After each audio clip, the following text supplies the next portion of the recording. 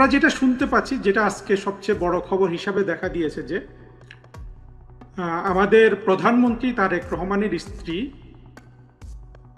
জোবায়দা রহমানের কাজিন একজন ব্রিটিশ নাগরিক আইরিন খানকে বিএনপি সরকার আমাদের জাতিসংঘ সদর দপ্তরে যে পার্মানেন্ট মিশন আছে সেখানে তাকে রাষ্ট্রদূত হিসাবে নিয়োগ দেওয়া হয়েছে প্রতিমন্ত্রীর মর্যাদায়। প্রতিমন্ত্রীর মর্যাদায় আইরিন খানকে নিয়োগ দেওয়াটা মোটেই বড় কিছু না। আইরিন খান ইতিমধ্যে মোটামুটি যে পরিমাণ পরিচিত এবং তার যে প্রমিনেন্স, তাকে মন্ত্রী হিসাবে নিয়োগ দিলেই হয়তো আরো উপযুক্ত হতো। ভারত যেমন দীনেশ ত্রিবেদী সাহেবকে দিয়েছে, সেটা বড় বিষয় নয়। আইরিন খানকে নিয়োগ দিয়ে কি তারেক রহমান সাহেব নেপোটিজম করলেন, মানে আত্মীয়কে নিয়োগ দিলেন? আমি সেটাও মনে করি না। আইরিন খানের যে যোগ্যতা, সেটা আসলে এই ধরনের যোগ্য লোককে নিয়োগ দিলে কিন্তু সেটা নেপোটিজম হয় না। যে জায়গাটায় খটকা আছে সেটা হলো উনি একজন ব্রিটিশ সিটিজেন। আমাদের কিন্তু এই ব্রিটিশ সিটিজেন ইত্যাদিকে বাংলাদেশ তো অবশ্যই এটাকেও আর এখন বড় করে ধরবো কেন। 2024-এর জঙ্গি উত্থানের পর তো 7-8 দেশের সিটিজেন ইউনুসকেই আমরা বাংলাদেশে ডাকাতি করার জন্য নিয়োগ করেছিলাম, এবং তার সাথে প্রচুর বিদেশি ডাকাতকে আমরা নিয়ে এসেছিলাম। আলী রিয়াজ, আরো কত কত, একটা ছেলে তো তৈয়ব না কি যেন, সে আবার চলে করেছে, ডাকাতি করে সে চলে গেছে। ইউনুস সেও কিন্তু জার্মানি না কোথায় থাকে, তৈয়ব না কি আমি জানি না, নামগুলো আমার এত মনে থাকে না। এইসব জঙ্গিরা কোথা থেকে উঠে এসে আবার কোথায়, সবার নাম মনে রাখতে হবে এমনও কোনো বিষয় নেই। সে বোধহয় আইসিটি বিষয়ক কিছু ছিল। একদম দেখেন, ডাকাত দল ঝাঁকে ঝাঁকে এসে আবার ঝাঁকে ঝাঁকে চলে গেছে। ইউনুসের সময়ের ডাকাতিটা দেখেন আপনারা একটু। শুধু বাংলাদেশের মানুষ প্রচুর দারিদ্র স্বীকার করে, হ্যাঁ, ইউনুসের এই যে 2 লক্ষ কোটি টাকা নাকি ঋণ করেছে 1 বছর 2 বছর রাষ্ট্র শাসন করতে গিয়ে, সেইটা মেনে নিয়েও কিন্তু ইউনুসকে এখনো বাংলাদেশের মানুষ নিজের দেশে থাকতে দিচ্ছে, খেতে দিচ্ছে, এবং সে সব ধরনের আনন্দ উল্লাস, তার লামিয়া সবই ঠিক আছে আর কি। আইরিন খান ব্রিটিশ সিটিজেন। উনি অ্যামনেস্টি ইন্টারন্যাশনাল নামক যে ব্রিটিশ বেসড আন্তর্জাতিক মানের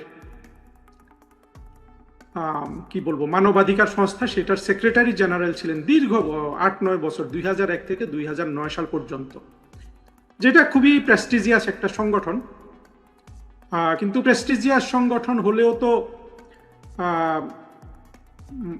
যুক্তরাজ্য রাষ্ট্রটা যে ইসলামিক মৌলবাদ দ্বারা দখল হয়ে গেছে, সেটা তো আসলে তারা ঠেকাতে পারেনি। তারা এগুলো ভাবে হয়তো ভিন্ন ব্যবস্থা করবে। ইংরেজদের তো আর বুদ্ধি শুদ্ধি কম নেই।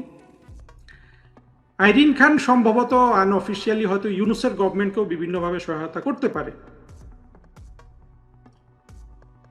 একটা জিনিস আমরা দেখেছি, আইরিন খান, আমি যেটা বুঝি যে পাকিস্তানি সেকুলার যে জিনিসটা আপনাদের বুঝতে হবে, আসলে বাংলাদেশের সর্বনাশটা বুঝতে হলে পাকিস্তানি সেকুলারটা বুঝতে হবে। আমার আগামী কাল রাত 9টায়, অর্থাৎ বাংলাদেশে আজকেই রাত 9টা, এখন তো সকাল হয়ে গেছে, আমি যে স্পেশাল সিরিজটা করছি জুলাই জঙ্গি উত্থানের উপর, সেই সিরিজে এই পাকিস্তানি সেকুলারদের নিয়ে আরেকটা আলোচনা বের হবে, তারপরে আরেকটা। এদেরই সদস্য হলেন আপনার এই আইরিন খান।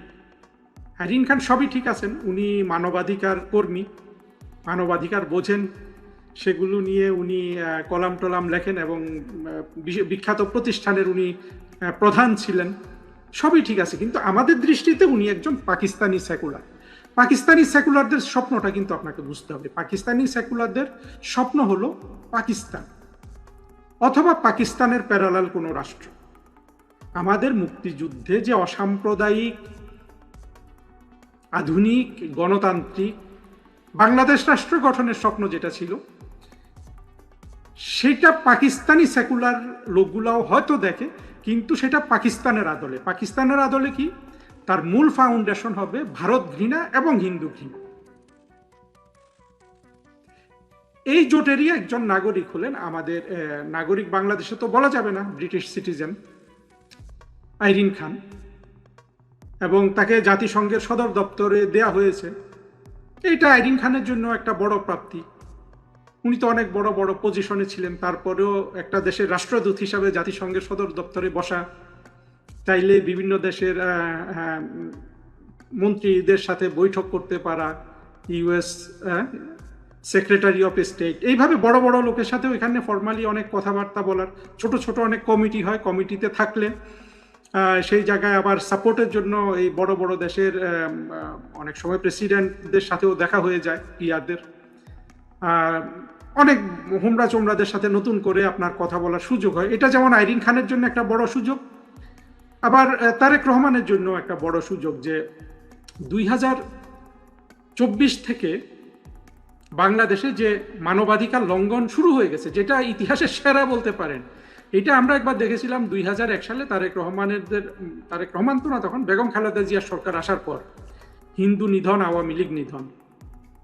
2024-এ এটা মোটামুটি আওয়ামী লীগ নিধন, হিন্দুদের নিধনটা হয়তো বা কম হয়েছে, অনেকে এটা মানতেই চায় না। হিন্দু নিধন বলে যে না, এরা আওয়ামী লীগ করে দেখে এদেরকে নিধন করা হচ্ছে, হিন্দু হিসাবে নিধন করা হচ্ছে না।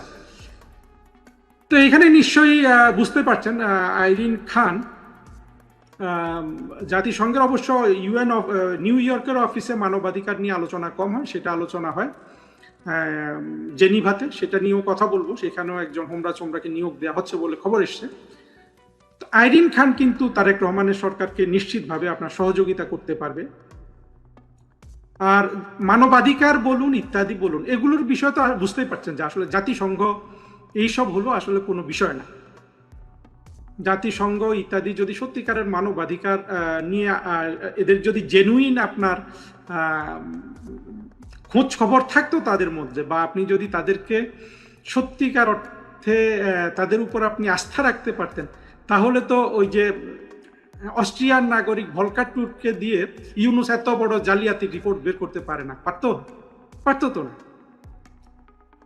ফলে যেটা আওয়ামী লীগকে বুঝতে হবে যে জাতিসংঘ বলুন, যেখানেই বলুন, যোগ্য লোক অনেক কিছু করতে পারে, যেটা আওয়ামী লীগ সরকার মোটা দাগে ব্যর্থ আর কি যোগ্য লোক নিয়োগ দিতে।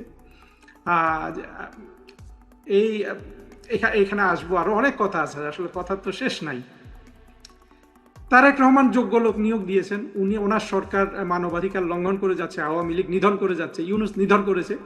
এই যোগ্য লোকগুলো এখন আওয়ামী লীগের বিএনপি সরকারকে নিশ্চিতভাবে ভালোভাবে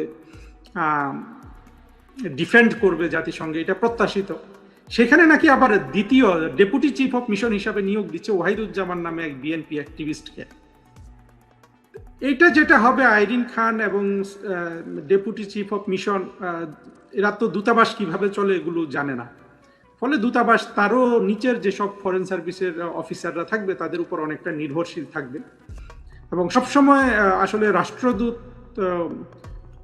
এইরকম রাজনৈতিক নিয়োগ দিলে, অন্তত ডেপুটি চিফ অফ মিশন যদি ফরেন সার্ভিস থেকে করে, তাহলে রাজনৈতিক সরকারগুলো একটু ভালো সুবিধা পায়।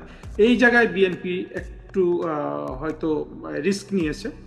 সেখানে সঞ্চিতা হক নামে একজনকে নিয়োগ দিয়েছিল বলে শুনছিলাম, তাকে আবার ওরা একেবারে কম্বাইন্ডলি এটার বিরুদ্ধে ক্যাম্পেইন করছে, বিএনপি জামাতের যারা যারা অ্যাক্টিভিস্ট আছে, ওই জন্য বোধহয় ওই নিয়োগটা বাতিল করে এই ওয়াহিদকে দেওয়া হয়েছে। সরকারি অফিসারদের হয় কি, সরকারি অফিসারদের আপনি কখনো দলীয় হিসাবে খুব একটা বিবেচনা করে লাভ নাই। আবার দেশের প্রয়োজনে আমার মতো তো কেউ আসবে না। আমি তো কখনোই দলীয় ছিলাম না, আমি যেখানে কাজ করছি সব জায়গায় আমার অন্যরকম ছিল, কিন্তু সেটা ভিন্ন জিনিস। তবুও এই ক্যাম্পেইনের কাছে